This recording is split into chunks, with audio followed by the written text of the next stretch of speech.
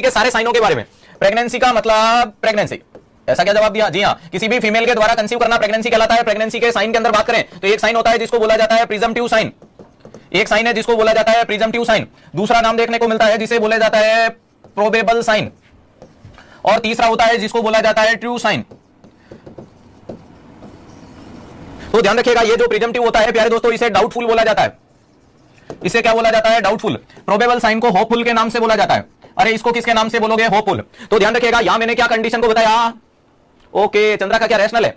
ध्यान रखिएगा, very important चीज है प्रिजम्पटिव। प्रिजम्पटिव का मतलब डाउटफुल, यानी मुझे तो शक है कि प्रेगनेंसी हुई या नहीं हुई। ऐसे कौन कौन से वाले देखने को मिलते हैं? तो प्यारे दोस्तों, all basic sign, all basic sign. और बेसिक साइन में क्या क्या नाम आता है प्यारे दोस्तों? तो एक नाम है जिसका नाम बोला जाता है एमनोरिया, दूसरा नाम आता है जिसको बोला जाता है ब्रेस्ट चेंजेज, तीसरा नाम आता है यूरिनरी फ्रीक्वेंसी, और तीसरा बोला जाता है मॉर्निंग सिकनेस। तो ध्यान रखिएगा, ये चार साइन है, इनको अपन बेसिक साइन ऑफ प्रेगनेंसी के नाम से जानते हैं। इन चारों को अपन किसके नाम से जानते हैं? Basic sign. एमनोरिया का मतलब फीमेल में मेंस्ट्रुएशन साइकिल का आना रुक जाना। हालांकि एमनोरिया के बहुत सारे कारण होते हैं। डाउटफुल इसलिए बोला कि जरूरी नहीं कि प्रेगनेंसी, क्या पता फीमेल में हार्मोन हो गया खत्म, क्या पता फीमेल में मेनोपॉज हो गया, क्या पता फीमेल में साइकिल आया ही नहीं, क्या पता हार्मोनल डिस्टर्बेंस है। तो बहुत सारे कारण हो सकते हैं, उनमें से एक कारण है कि प्रेगनेंसी भी हो सकती है। तो देश और दुनिया की हर फीमेल के महीने के मासिक चक्कर का नहीं आना सिर्फ किलकारी का संकेत नहीं होता है, दूसरी गड़बड़ भी हो सकती है।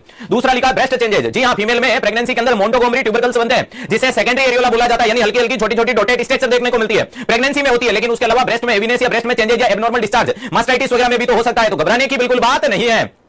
अगला यूरिनरी फ्रीक्वेंसी, जरूर जरूर प्यारे दोस्तों, प्रेगनेंसी में ग्रेविड यूट्रस के कारण। ध्यान रखिएगा, वेरी इंपॉर्टेंट चीज है। एक बच्चा बोल रहा है पीडियाट्रिक स्पेशल क्लास ले लीजिएगा, चिंता नहीं करें, नर्सिंग के हर सब्जेक्ट की धज्जियां उड़ाएगा 360 डिग्री में, खुले मन से चैलेंज करता हूं, और क्वालिटी के साथ मैंने जिंदगी में कॉम्प्रोमाइज नहीं किया और मरते दम तक नहीं करूंगा, ये मेरा गारंटी है। नर्सिंग जगत के हर बच्चे के चेहरे पर मुस्कुरान लाऊंगा, उसके कंसेप्टोलॉजी को रैशनल को मजबूत करके दिखाऊंगा, और क्वालिटी के मामले में जो स्लाइडों का सेशन है उसको पूर्ण रूप से रद्द किया जाएगा, खत्म किया जाएगा। गूगल स्टूडेंट तैयार करने की जो भ्रांति हम लेकर के निकले हैं उसको सार्थक करने की मैं पूरी पूरी कोशिश करूंगा। वो कहते हैं ना, एक एक सांस प्रोफेशन के लिए कुर्बान करने की कोशिश करेंगे, क्योंकि जो अभी देश और दुनिया में जो इतनी बड़ी विपदा चल रही है, जी हां, मैं विपदा के बारे में बात कर रहा हूं। आप लोगों ने देखा होगा कि कितनी घिनौनी हरकतें जो देखने को मिल रही है अपने प्रोफेशन के साथ में, डॉक्टर्स के साथ में देखने को मिल रही है। इससे ज्यादा शर्मनाक हिस्सा पूरे देश के लिए कुछ भी नहीं हो सकता।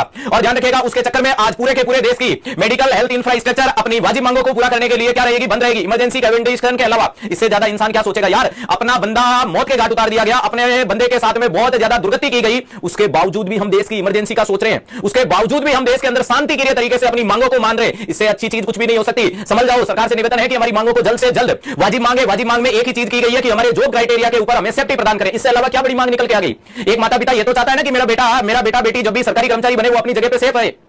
हम बीमारियों के साथ में तो वैसे ही सीना तान के खड़े रहते हैं। कोरोना आया तो हम पीठ पीछे नहीं भागे थे, हम सीना तान के खड़े थे। हमारे घर वाले हमें बोल रहे थे कि तुम मर जाओगे, लेकिन हमने बोला कि हंसते हंसते मर जाएंगे, देश को कुर्बान हो जाएंगे, देश हित में काम करके दिखाएंगे, अपने प्रोफेशन को बढ़ा के दिखाएंगे। कोरोना काल में कोरोना वॉरियर्स के नाम दिया। वॉरियर्स नाम देने से कोई बड़ी चीज नहीं निकल के आती है। सीना तान के मौत के सामने खड़ा होना बहुत बड़ी चीज होती है। 56 इंच का सीना कहने से नहीं होता। मैं तमाम उन लोगों को सैल्यूट करता हूं, हेल्थ केयर प्रोवाइडर को, जिन्होंने कोरोना काल में फ्रंट लाइन वर्कर का काम किया। तमाम डिफेंस के लोगों का धन्यवाद देता हूं जिन्होंने फ्रंट लाइन का काम करके दिखाया।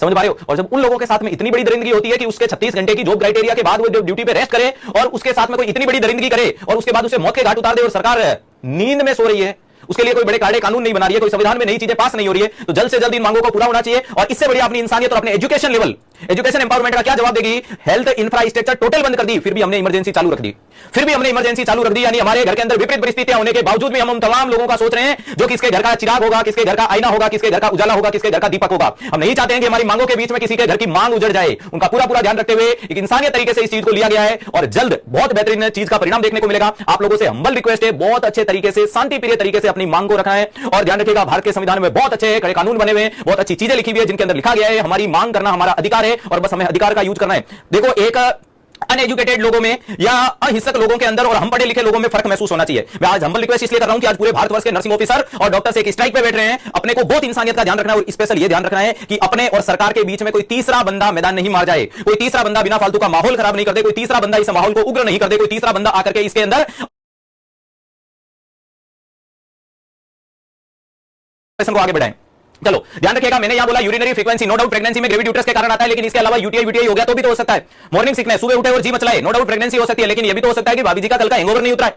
अरे ये भी तो हो सकता है कि भाभी जी के कल का हैंगओवर नहीं उतरा है। ध्यान रखिएगा, इसके अलावा क्या देखने को मिल सकता है? क्विकनिंग।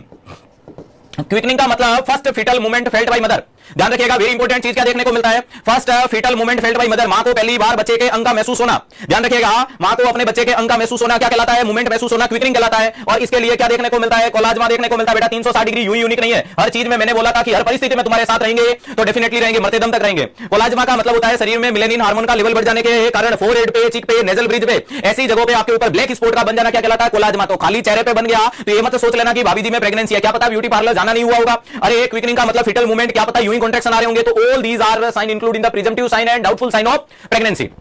क्लियर है, ध्यान रखिएगा। नेक्स्ट इंपॉर्टेंट चीज के बारे में अगर मैं बात करूं, प्रोबेबल में कौन से आएंगे, तो जितने भी रिमेनिंग है, ऑल रिमेनिंग साइन, अरे जितने भी रिमेनिंग साइन देखने को मिलते हैं वो सारे किसमें जाएंगे, प्रोबेबल यानी होपफुल, भगवान करे होगा प्रेगनेंसी। जैसे कि चैडविक है, जैसे कि जैकमियर है, जैसे कि गुडल है, जैसे कि लेडिन है, जैसे कि पिस्केक देखने को मिल रहा है, जैसे कि ब्रैक्सटन हिक्स देखने को मिलता है, जैसे कि लाइटनिंग है, जैसे कि बेलोटमेंट है।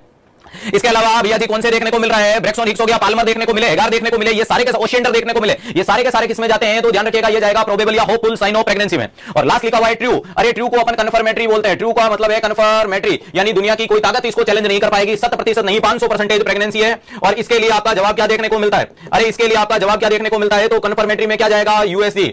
इसके अलावा क्या देखने को मिलता है, डॉपलर। इसके अलावा क्या जाएगा, रेडियो स्केलेटल,